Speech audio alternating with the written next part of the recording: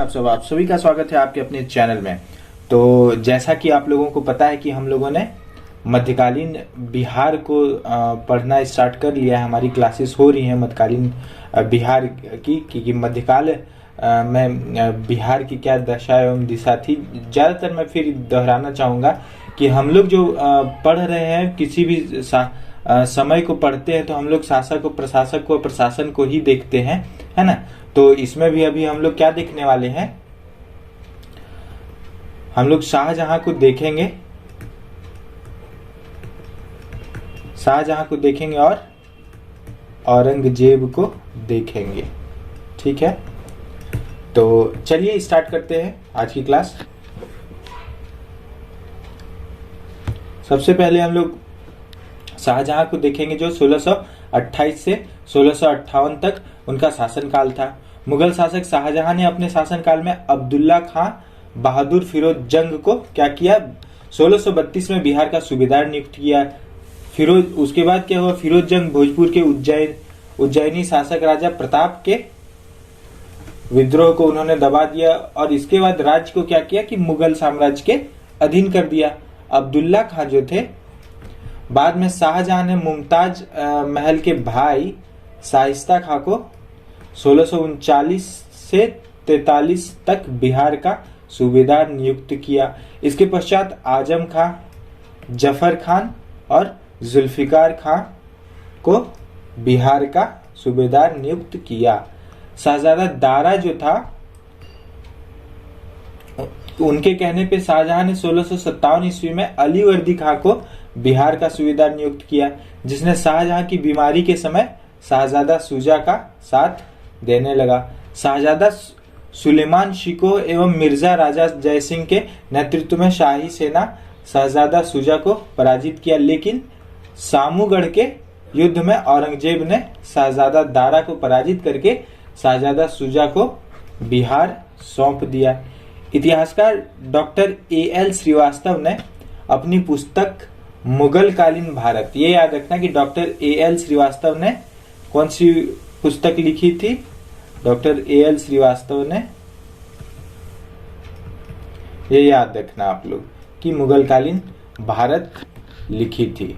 उन्होंने क्या कहा कि शाहजहां का शासनकाल मुगल स्वर्ण युग माना जाता है। किसने कहा, तो पूछा जा सकता है ये क्वेश्चन। अगला हम लोग देखेंगे औरंगजेब।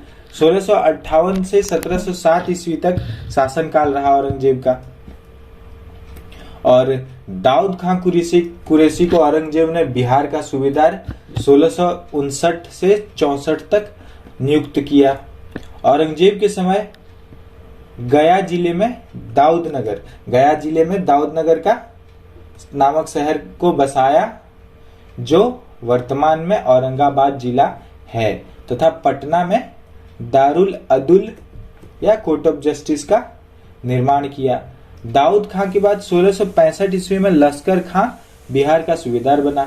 इसी समय बिहार में ब्रिटिश यात्री बर्नियर आया। उसने क्या किया कि पटना को भारत के सबसे बड़े शहरों में से एक माना, है ना, पटना को भारत के सबसे बड़े शहरों में से एक माना। इसी दौरान बिहार में भयंकर अकाल पड़ा, जिसका उल्लेख ब्रिटिश यात्री जॉन मार्शल एंड डच यात्री कौन थे, डी ग्रैफी ने बताया है इस अकाल के बारे में, है ना। औरंगजेब के तीसरे पुत्र शहजादा आजम को 1677 ईस्वी में कुछ समय के लिए बिहार की सूबेदारी मिली, तथा उसके बाद मिर्जा फकीरुल्लाह उर्फ सैफ खां बिहार का सूबेदार बना, जिसके शासनकाल में पटना स्थित अंग्रेज फैक्ट्री में क्या हुआ कि लूट हो गई वहां पे, है ना। औरंगजेब ने 1702 ईस्वी में अपने प्रिय पौत्र शाहजादा अजीम को बिहार का सूबेदार नियुक्त किया और उसने पटना का बदलकर अजीमाबाद कर दिया, पटना का पुनर्निर्माण कर।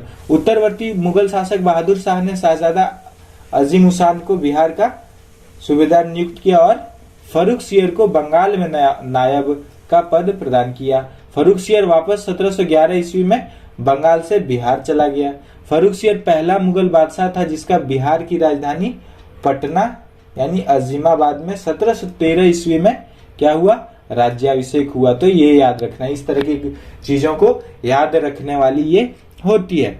सूबेदार सूबेदार फखरुद्दौला ने छोटा नागपुर, पलामू एवं जगदीशपुर के उद्वंत सिंह से क्या किया, विरुद्ध सैन्य अभियान कर दिया।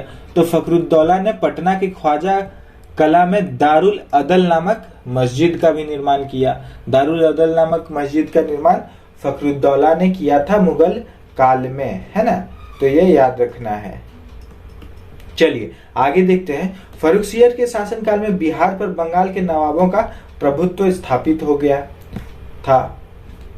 फिर भी बंगाल के नवाब ने बिहार, बंगाल और उड़ीसा के क्षेत्रों का प्रत्यक्ष प्रशासन 1733 ईस्वी में ही ग्रहण किया। बिहार के शासक दाऊद खान ने अकबर के शासनकाल में कर देना बंद कर दिया था। दाऊद खान ने क्या किया, अकबर के शासनकाल में वो कर देना उन्होंने बंद कर दिया था। इसके लिए अकबर को स्वयं बिहार आना पड़ा। फिर दाऊद खान भाग खड़ा हुआ। आप समझ सकते हो कि अकबर को कौन नहीं जानता है। नाम से तो सभी जानते हैं अकबर को, है ना, लेकिन दाऊद खान को कोई नहीं जानता, है ना। तो सोचो अकबर अगर वहां गया होगा तो दाऊद खान की क्या हालत हुई होगी। मध्यकाल में पटना, बिहार शरीफ, भागलपुर बिहार में फारसी शिक्षा के मुख्य केंद्र थे। फारसी शिक्षा इन स्थानों पे सिखाई जाती थी, बहुत अच्छे से सिखाई जाती थी। बिहार में सूफी संप्रदाय में सबसे अधिक लोकप्रियता फिरदौसी सिलसिले को मिली थी, है ना। ये जो सिलसिले आदि हैं ये हम लोग मेंस में भी देखेंगे, है ना।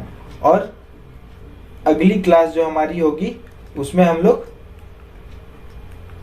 बिहार में सूफी संत और सिख धर्म को हम लोग एक साथ देख लेंगे, है ना। उसके बाद अगली क्लास में हम लोग एमसीक्यू वगैरह देखेंगे। जो देखो डिटेल जो हमारी जो इम्पोर्टेंट पीटी के लिए जो है हम लोग सिर्फ वही देख रहे हैं, है ना। ज्यादा डिटेल नहीं देखना इसमें, क्योंकि क्वेश्चंस बहुत कम पूछे जाते हैं इससे मध्यकालीन बिहार से, तो इसलिए हम लोग जो इम्पोर्टेंट है वही सिर्फ देख रहे हैं। चलिए आगे देखते हैं। इसके सर्वश्रेष्ठ प्रतिनिधि 14वीं शताब्दी में संत सरफुद्दीन यहया मनेरी हुए, है ना। मनेरी मनेर नाम से पटना को भी जाना जाता है। बिहार शरीफ स्थित मलिक इब्राहिम का मकबरा मुगल शैली में बना है। एतमादुल्ला का मकबरा जो नूरजहां ने बनवाया था 1622 से 28 के बीच में, अपने पिता की मृत्यु के बाद बनवाया। यह कहाँ, आगरा में स्थित है ना। यह पहली कृति है जो पूर्णतया संगमरमर से बनी है। कौन सा, एतमादुल्ला का मकबरा जो है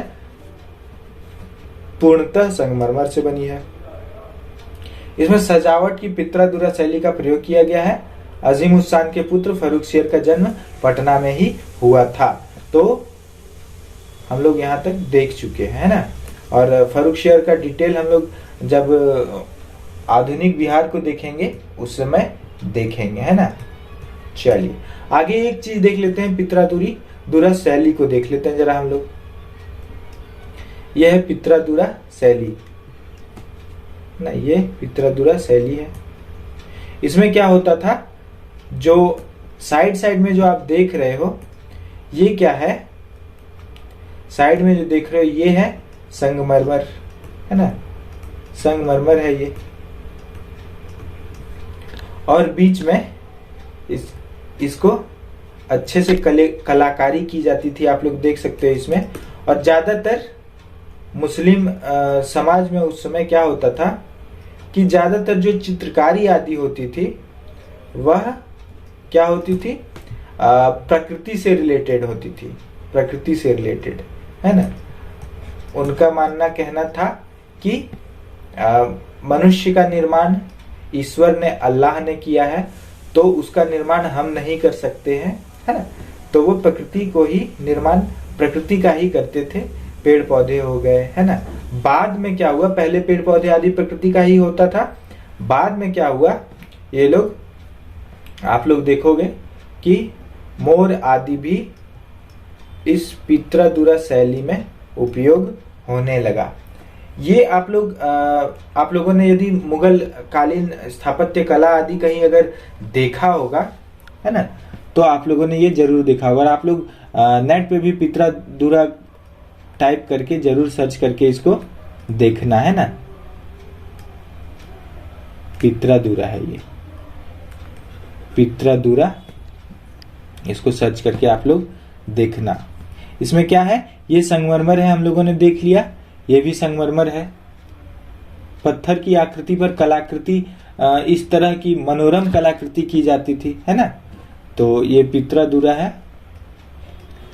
आप लोग इसको नेट पे भी पित्रादुरा ऐसे सर्च करके देखना, ये मिलेगा आप लोगों को, है ना। तो ये काफी इम्पोर्टेंट है, तो इसको जरूर सर्च करना। ये ज्यादातर अगर आप लोग लाल किले में अगर आप लोग आओ तो वहाँ लाल किले में भी ये देखोगे, है ना। जहां भी मुगल कालीन स्थापत्य कला को देखने जाओगे तो यहाँ जरूर ये देखने मिलेगा, खासकर ये लाल किला में तो है ना। तो आप लोग ऐसे नेट पे भी जब सर्च करोगे तो लाल किला के कुछ इमेजेस मिलेंगे जो पित्रादुरा से रिलेटेड है। चलिए, तो आज की क्लास लगभग हम लोग कंप्लीट कर चुके हैं। ये पित्रादुरा है, काफी अच्छी कलाकृति है ना। तो मिलते हैं अब हम लोग अगली क्लास में। अगली क्लास हमारी जैसा कि मैंने बताया कि हम लोग सूफी संत और सिख धर्म को देख लेंगे। उसके बाद हमारी जो क्लास होगी MCQ की होगी और वो 24 को हम लोग कंप्लीट कर लेंगे। ठीक है, चलिए तब तक के लिए जय हिंद,